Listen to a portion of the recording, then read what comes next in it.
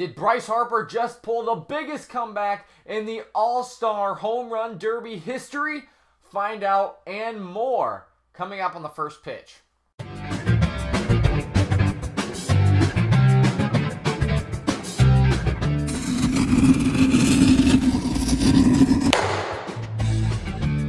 Good morning and welcome back to the first pitch. I'm Brent, also known as Clemhawks, and today I will be giving you a rundown of what happened in the Home Run Derby as well as what is going to happen in the All-Star Game tonight. So I will be going matchup by matchup, letting you know how the Home Run Derby went in case you missed it, or if you want my opinion, my insight on it. Let's jump into it. The first matchup of the night was the 1 seed of Jesus Aguilar going up against the 8 seed of Rhys Hoskins. And boy, was this an upset. I called it. I said it could have been an upset right away. And Hoskins, the first batter in the Derby, really took it to Aguilar. He hit 5 home runs before the timeout. And honestly, I was like, oh man, you know, he's the 8 seed. He's really going to struggle. But then he hit 12 after, and I believe that is the most after a timeout. It was the first batter of the night. Came out, started hitting line drives, and he really took it to Aguilar, hitting 17 home runs in his allotted time in the 4 minutes. And Aguilar, when he came up, he hit 7 home runs before his timeout. He needed 10 more. He took his timeout about 1:45, I believe. He was just going extremely slow. He didn't seem to have an internal clock. And what the announcers were saying on the show was he had such a high launch angle that the ball would just carry up there and it would not help him out. Ultimately, your 8th seed beat your 1st seed in the first round of the Home Run Derby. Rhys Hoskins moving on. Next up, probably the second best matchup of the night in Kyle Schwarber in the 5 seed going up against Alex Bregman in the 4 seed. Now, I thought this was one of the greatest matches of the night. Kyle Schwarber went first since he was the lower seed. He hit only 4 home runs before the timeout, and then he hit 10 after. But here's the thing. 7 of his home runs hit the wall on the fly, and that really could have affected his game, as you'll see when we get down to Bregman. He had a super high launch angle, which, I mean, this could have helped him against Bregman here because Bregman, he said in a pregame show, he's not going to hit the 440 mark. He's not going to be able to hit those towering line drives, so he's going to have to work harder with the line drives to get him out. But the higher launch angle for Schwarber could have helped him basically because he was getting that little break. He'd hit it really high, watch it fly, and get a little bit of a break to regroup and, you know, prepare himself for the next at-bat. And that could have helped him here only because it was Bregman, and nothing against Bregman. I really like Bregman. I really wanted him to win. But ultimately, Schwarber, you know, hitting those higher bombs could take that time off, and that could allow him to get, you know, farther into, you know, a rhythm. He's like, boom, take a break, instead of Bregman going go boom, boom, boom. You know what I'm saying? With the constant line drives. Schwarber was the first player to get bonus time. He hit 2 home runs in the bonus time. And he was also one of the first guys to hit the triple deck. Him and Bryce Harper, really only 2 guys that could do it. I think Max Muncy might have gotten it once. But Harper ended up hitting 16 total home runs, and those bonus time home runs really helped him because Bregman, he hit 7 before the timeout, 8 after the timeout. He was really hitting line drives. It was a really good performance, and his final home run hit the wall, and he did not tie. It ended up being 16-15, Schwarber moving on. It was the absolute best first round I have seen, and ultimately it was Schwarber besting Bregman in that first round. Next up was a pretty good round as well. Javier Baez versus Max Muncy. Baez hit 6 home runs before and 8 home runs after his timeout. 2 hit the wall, and he was very, very aggressive pulling the ball. Now, if you looked at Bregman, Bregman was like really trying to pull home runs. That's his game. Baez, though, would step out, pull the thing, and he was hitting bombs. He hit a 479-foot home run. I believe that was the highest last night. I couldn't find anybody else. Bryce Harper hit one 467 feet. Schwarber hit one 453, but I think 479 was the longest, which is shorter from previous years.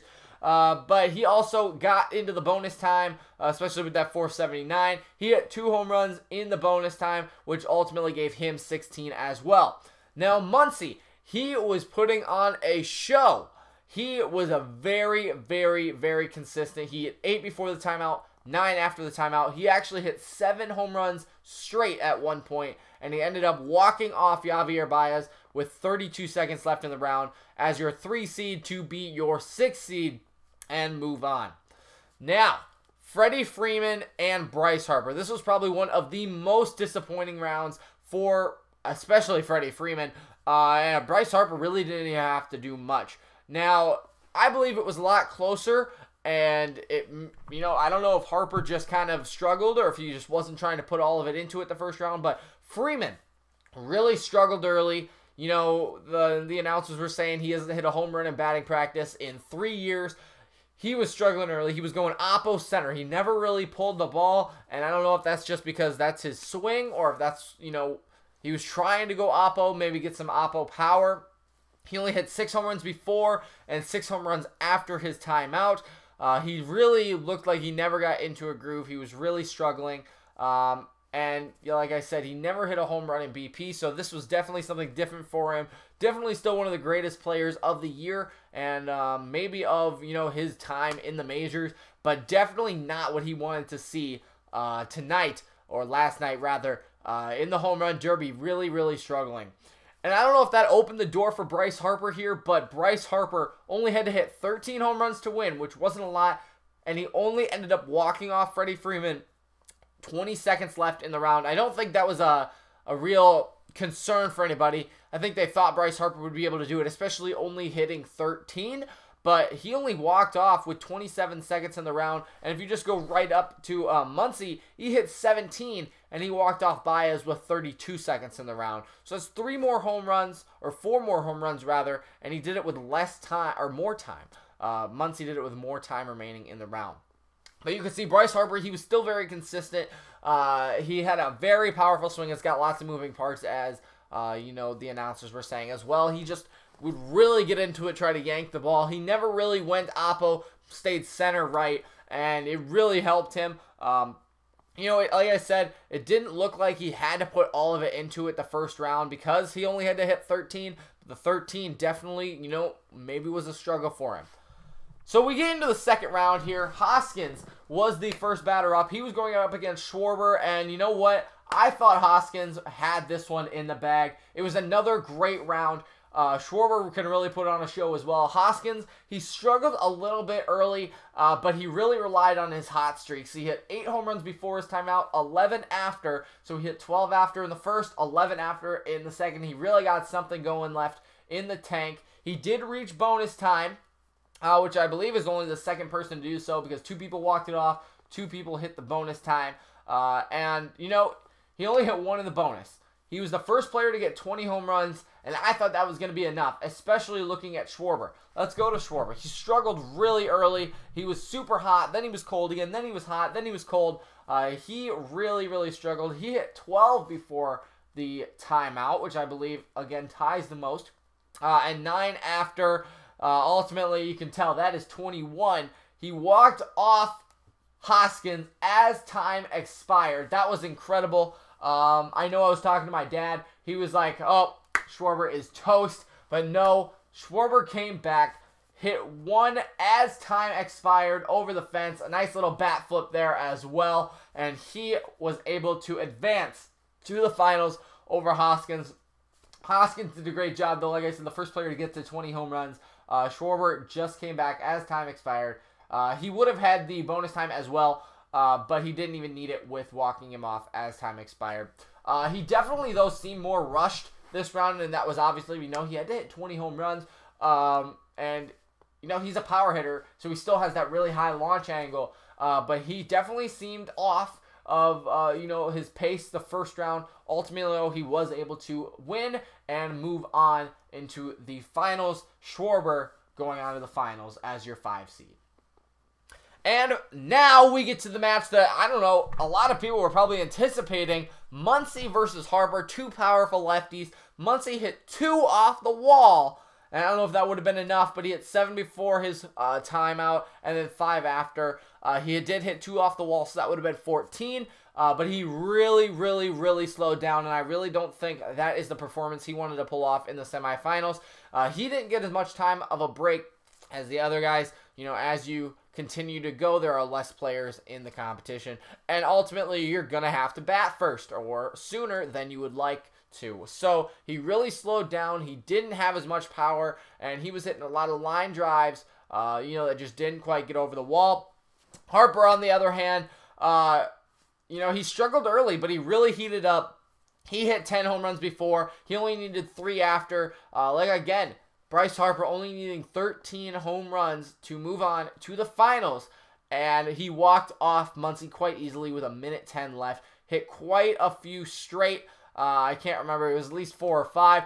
And he really heated up. I mean, Harper has got such a powerful swing. Like we said in the previous matchup, he's got such moving parts in his swing, but he has got such a powerful swing where that he can just start heating up, getting in that consistency rhythm, and, really start launching those balls out of here. The funniest thing, though, I did see in that was when Harper's dad was pitching to him. He threw behind Harper. That was kind of funny. And that was probably the highlight of the home run derby, in my opinion. But let's go to the finals. So what an exciting final. Harper versus Schwarber. You get 2 timeouts in the final. So Schwarber was hitting, he hit 5 after the first timeout, but he took his timeouts early. He took his timeouts a minute and then 1.5 minutes into the next timeout. So it was at 3 minutes and then 1:30. Harper took his timeouts at like 2 minutes and then like 40 seconds, I believe. Definitely spacing out the timeouts. Schwarber hit 5 after 1, 4 after the second, and 8 in his final. Again, he just had such a high launch angle. It could have hurt him. He only hit 18, and the announcers were definitely saying he's going to have to hit 20. He's going to have to hit 20, and, he might have had to. He got into the bonus. He did hit 1 into the bonus, so he did hit an ultimate 18, I believe, right? Yes, 18 home runs, and, he definitely needed to hit a couple more because Bryce Harper came back. He struggled extremely early. He hit 4 in the first, 5 in the second, so he was tied with Schwarber going into his final session, his last timeout, or after his last timeout, but he took his timeouts way later. He really needed to heat up. It looked like he was struggling early. His dad couldn't throw strikes. They were way outside, but then, he hit 9 in a row.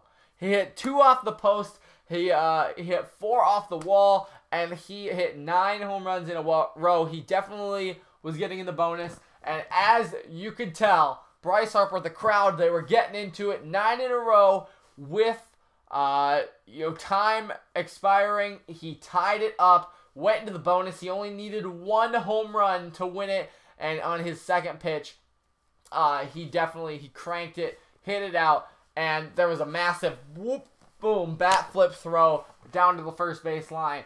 Ended up winning it. Bryce Harper, probably the greatest comeback in all of the home run derby history, especially with this new time format. Hit 9 in the final to win it. Now, there's a little bit of controversy here because Bryce Harper's dad, who was throwing to him, you could see, the camera angle on the right, him pitching on the left, was throwing early. You're not supposed to pitch until the ball hits the ground. He was throwing early, and obviously, I don't know how you're going to really regulate that, but, that definitely could have helped him. He's getting a couple more swings in before he should be, and that, allowed him to hit 9 home runs. He wasn't waiting until the ball hit the ground, and it could be nerves. It could be, just trying to win the home run derby, but he didn't wait till the ball hit the ground. It definitely gave Harper an advantage. Now, was he going to win? Maybe. It could be argued, he hit the tying one right as time was expiring. And would he have gotten another at-bat in there? I don't know. Would he have hit another home run? I don't know. But Bryce Harper ultimately did walk it off on Schwarber and become your home run derby champion. So as Bryce Harper wins the home run derby, we will move on to tonight's action in the All-Star Game. I know that's a lot of people's, anticipation, a lot of people's fan favorite moments here. So we will move on to the All-Star Game. Your starting pitchers were announced a couple days ago. For the AL, it is Chris Sale in his third consecutive All-Star Game. His stats this year, if you don't know, 129 innings pitched, 85 hits, 34 runs, 32 earned runs, only 10 home runs, 31 walks, 188 strikeouts with an ERA of 2.23. That is the lowest in the AL. As we move on to Scherzer, who is the NL starting pitcher in his home ballpark, 134 innings, 87 hits, 39 runs, 36 earned runs, 15 home runs, 34 walks, 182 strikeouts, and a 2.41 ERA. That's one of the lowest in the National League, let alone all of the league in itself. So these are your two starting pitchers. Both of them have started before, and they are obviously the two most dominant pitchers in the MLB today. It's going to be an incredibly exciting game. I think there will be a lot of strikeouts. I know that this is, the best hitters versus the best pitchers, but these two pitchers are absolutely incredible. Scherzer, I gotta say, in his home ballpark, he's going to be absolutely ecstatic, and all the fans are going to be ecstatic as well. Chris Sale, nobody likes Boston, especially in Washington. Wouldn't expect him to get the same reaction as Scherzer will. But then if you look at the lineups, you've got Altuve, Betts, Trout. The AL lineup is absolutely stacked. You got Manny Machado and Aaron Judge batting 6 and 7. That is absolutely crazy. The NL, I don't think the NL lineup is as good as the AL lineup. It is just up and down. I mean, you do have, Arenado. The 2-3-4 in the NL is absolutely insane. But what I basically want to say here is, what do you guys think about this All-Star Game? Who are you rooting for the pitchers? How long will Scherzer go? Who's going to hit a home run? Who's going to be the MVP? Honestly, I think it's going to be Arenado or Trout. I think the AL is going to win, so that would mean it would be Trout. But, he's just going to come up and have a good time and, try to hit some home runs. But Arenado is a great player on the other side. It's going to be close. Scherzer and Sale, they're both going to pitch amazing. I do think the AL will win, though. I'm going to say it's 7-5 AL in 9 innings. I don't think it's going to go into extras. And that is obviously just my opinion. Let me know what you think down in the comments below. So as we wrap up this episode of The First Pitch, thank you for watching. Make sure to leave your comments down in the comment section down below. What do you guys think? Is my opinion, crazy? Is the NL going to destroy the AL? Is Scherzer going to blow up? What do you guys think of the home run derby? Let me know down in the comments below. Let's have a conversation about it. Like I said, I picked Bryce Harper to win it. I knew he would just come out and put on a show for the home fans. It was Schwarber versus Harper, and now it's going to be Scherzer versus Sale in the All-Star Game. I think it's going to be the AL 7-5. Let me know your opinions down in the comments below. Thank you so much for watching The First Pitch. I'm Brent, also known as Clemhawks. Make sure to come back tomorrow. We'll see you then.